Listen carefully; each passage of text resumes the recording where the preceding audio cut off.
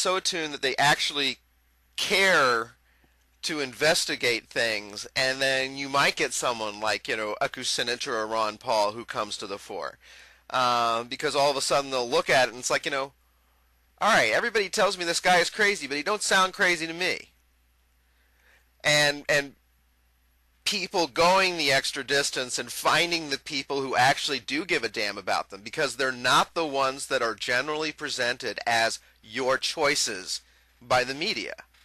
So you have to circumvent the media, you have to do your own research, you have to find the people who actually give a damn about you, because they're not handed to you. But, I mean, I'm not even sure if this is going to happen politically, because the political system just seems like such a fucking dinosaur. It seems like it's so bought and paid for that it's hard to imagine it working. I mean, I look at everything, and I look at going through the pipeline, and I just see at every level that, it's almost effortlessly co-opted. And you can have something at the end that says it does something, but what it really does is it protects the interests of the businesses that are involved with it, whatever they are. And that happens over and over and over again. And it really pretty much happens without exception. It's not a point where, like, oh, we can at least point to this victory. There aren't any victories. They're so few and so petty as to just, they're not of the scale of the losses.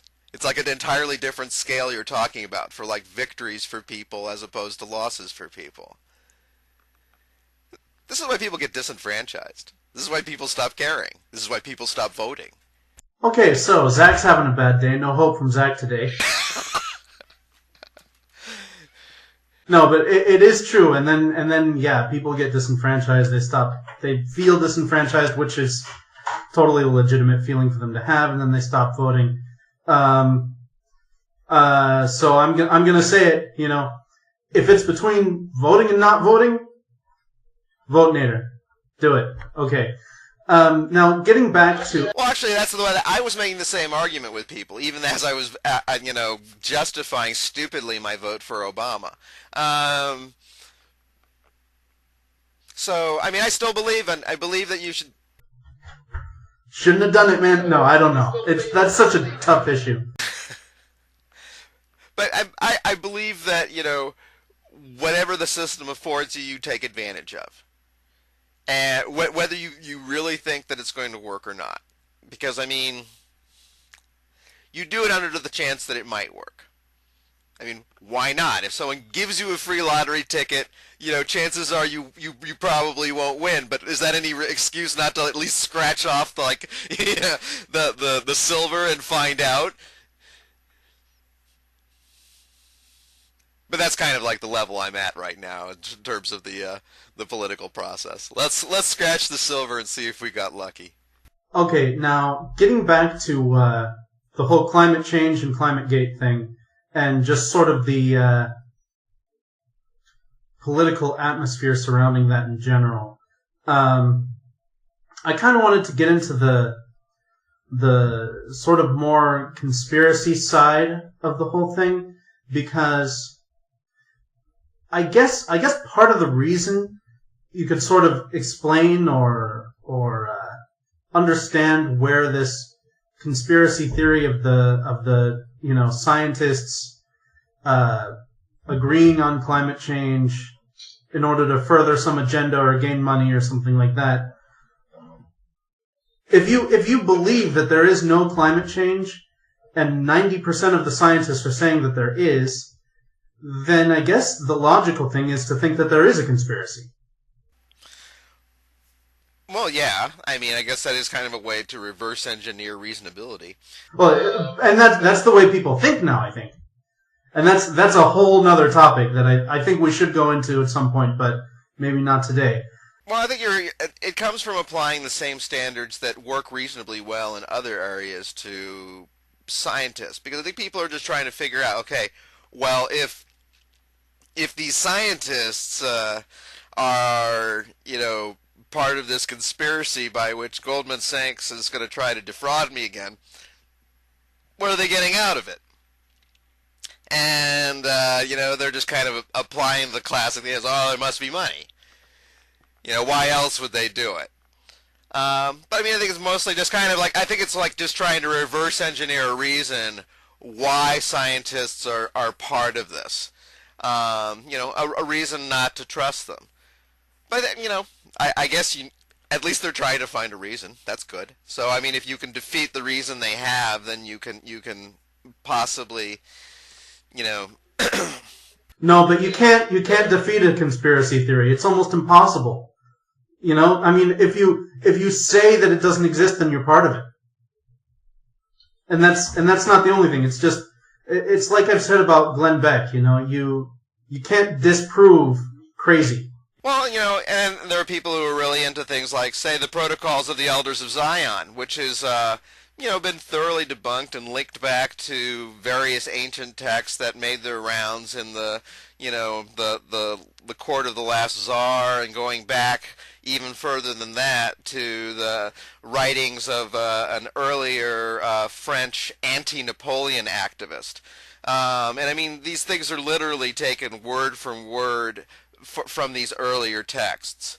So, you have something like that, which has been not only debunked, but its lineage going back to other things which are clearly not it has been firmly and incontrovertibly established.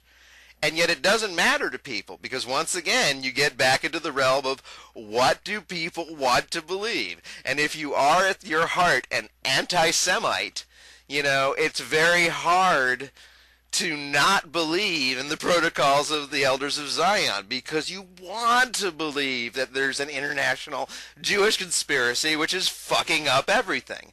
Well, and that's, we could say that may be another issue from the whole thing of Zionism, which, like, when I first heard about it, it sounded like bullshit to me, right?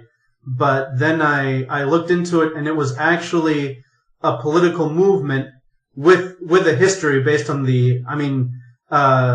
like an important event in the Zionist movement was the Dreyfus Affair, where there was a man who was Jewish who was unfairly accused of treason or something like that, and basically executed unfairly.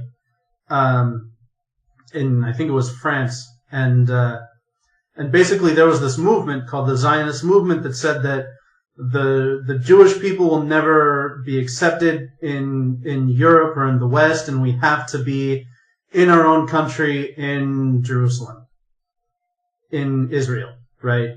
And I don't know. I mean, that's, it's kind of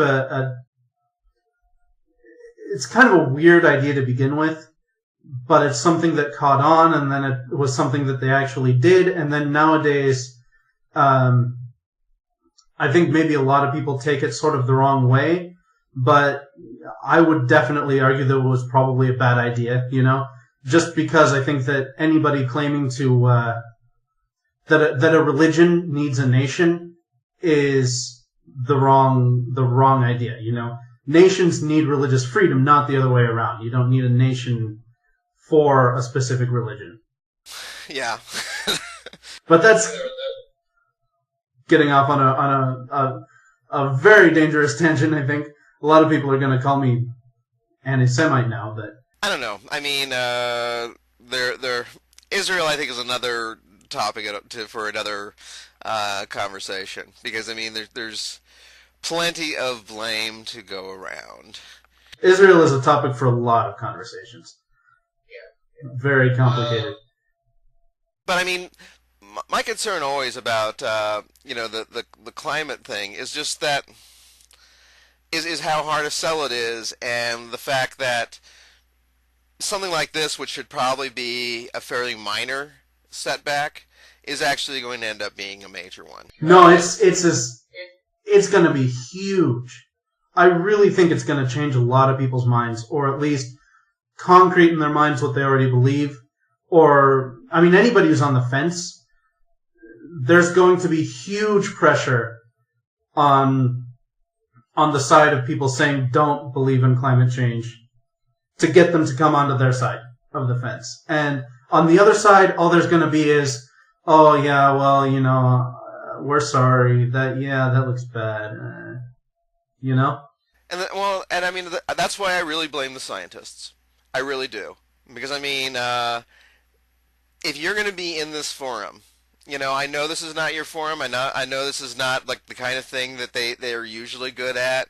And like I said earlier, you've got all these problems with just the way the mindsets interact, because they operate almost kind of on different planes of existence.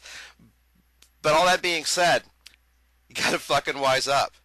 Because if you're going to be in this venue, you're going to have to realize that it operates under different rules than you're used to.